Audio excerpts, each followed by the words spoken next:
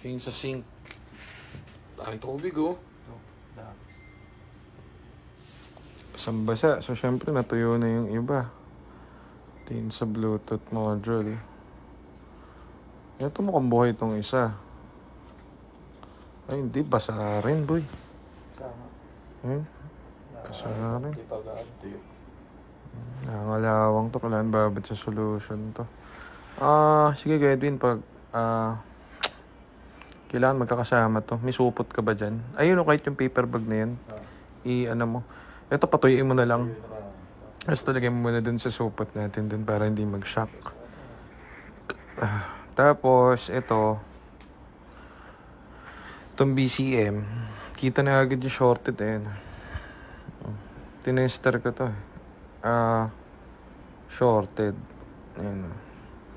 Ewan ko kung may kinalaman siya dun sa kung ba't ayaw niyang umi-start. Pero, assuming hindi naman tinamaan yung ibang parts eh, dyan.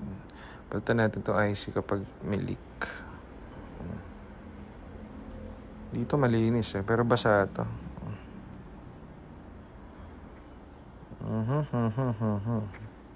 May neck token, no? Parang ito sa mga laptop dati. Oh.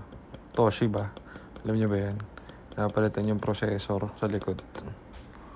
Neck token. Neck token. Angas. Yan, no? Shorted. Yan siya. Ikaw na ba si Mr. Right? Shorted nga ito, boss. So, sana mag-okay na ito at mag-function. Anong IC ba itong animal na ito?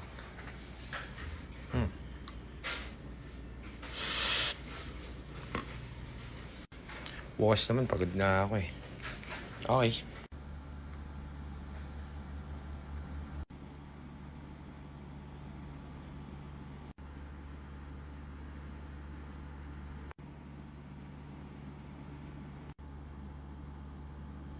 Uwi mo na ako, bukas na lang.